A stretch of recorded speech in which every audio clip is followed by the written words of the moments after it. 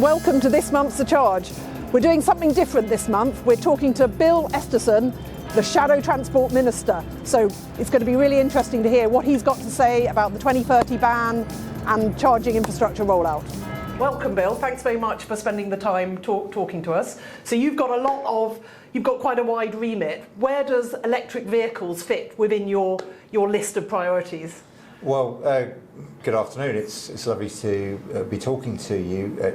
The transition to electric vehicles is fundamental because it's giving people cheaper travel and keeping the flexibility and the freedom that having private motor vehicles has given to people for such a long time in this country and indeed across the world. So it is really, really important. Yeah, it's good to hear, and I know you're a big advocate. I mean, in the industry, we were very disappointed last year when Rishi Sunak pushed back that ban, the ban on the sale of new petrol and diesel cars to 2035. I've heard Keir say, and I've heard you say that when Labour get into power, you will pull that ban back. Is that a key policy? Well, look, we're confident about winning, but we're not complacent about it, so we're never going to take it for granted. But if we win, we will move the end of the sale of new petrol and diesel cars back to 2030. We're going to do it because it's delaying the time at which people can have cheaper driving.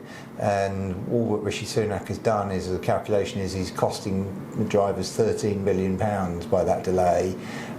He's undermining our automotive industry as well. They've got to make the vehicles because of the zero emissions vehicle mandate, but he's made it much less likely that consumers will buy them. So we want to give that very clear signal both to industry and to consumers.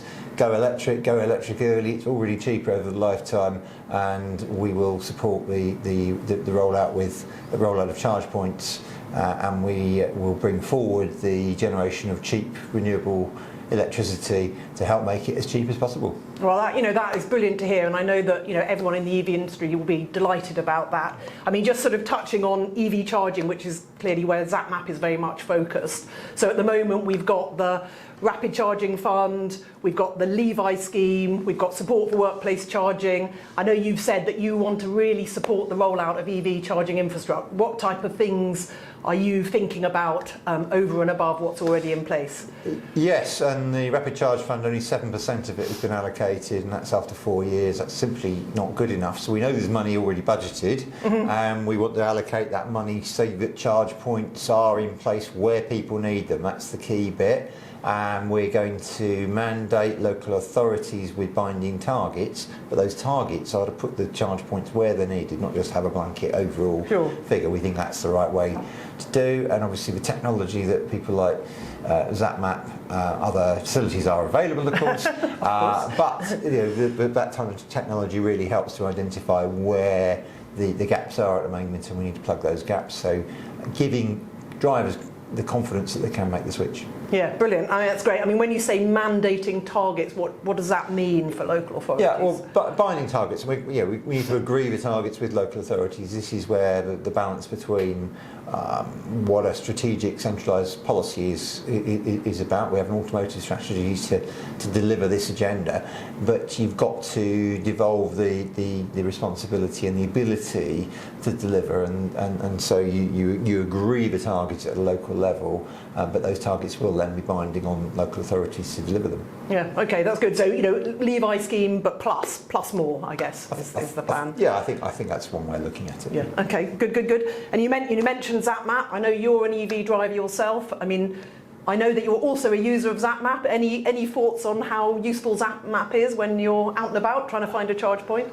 Yeah, look, it's a very useful tool, and knowing where the nearest charge points are and what's available as well is really, really important to drivers.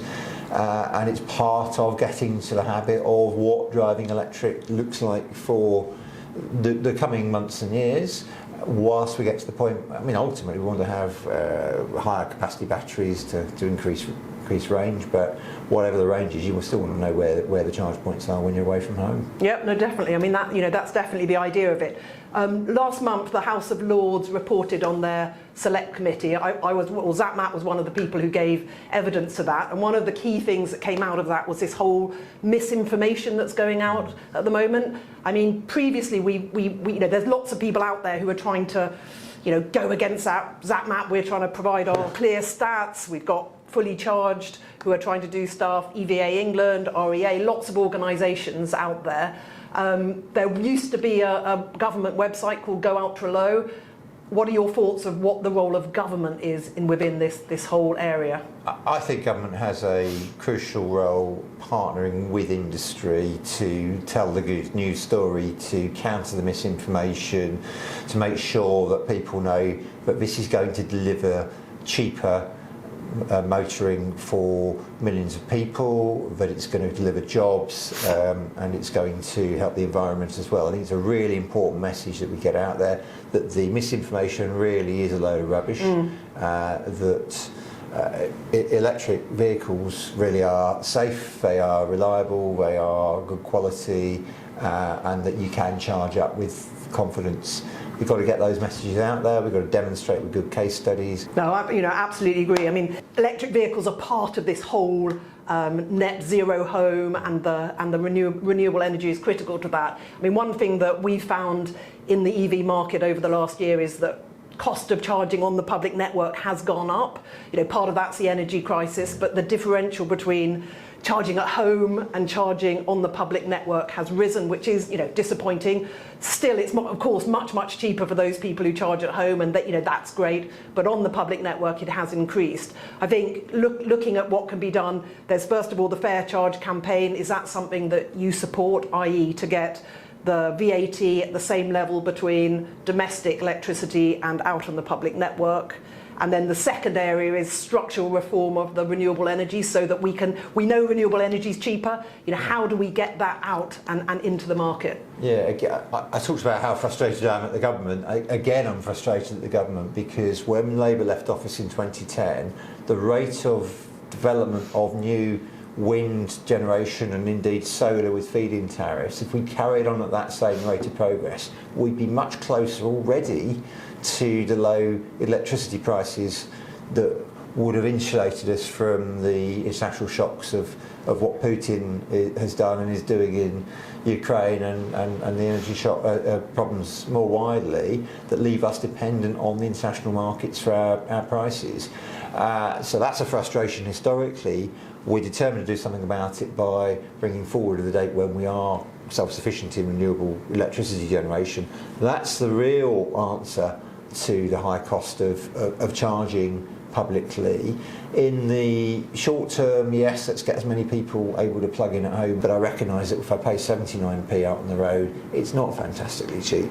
I can't commit to doing anything on VAT. The good news is that Labour's committing to move back that ban to 2030. That's great. Yeah. Real commitment on renewable energy, supporting charging, and also supporting industry in this whole misinformation. So I think that's great news. So just before we end, if we were sitting here in a couple of years' time, what would you like the world to look like then? Or not the world, but our world, the EV world, electric vehicle world. A couple of years. We've got to have a couple of years. Yeah, you need a bit of a run up. We've got to have charging infrastructure that is available where people need it, with the capacity that people need. I want to see some progress on access to home charging for people who don't have a driveway. So curbside charging, plugging into lampposts, having more sites on the sides of roads, that kind of agenda.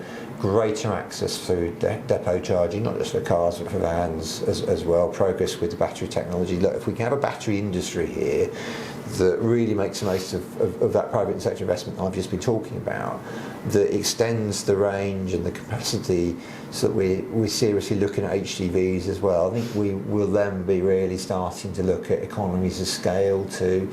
So look, Norway might be a smaller country, but you've already got a very, very successful EV set up across the country. If they can do it, I think we can I too. think we definitely with the right yeah. kind of collaborative approach between government, industry, and consumers. Brilliant. Well, thanks so much for coming in and talking to us on that. It's been really interesting, and I'm looking forward to a couple of years' time, 25%, 30% of all new cars being electric. So am I. Yep. Brilliant. Well, that's it for this month. Thanks so much for watching. As ever, if you want some more information on Zap-Map insights, please do get in touch. insights@zapmap.com.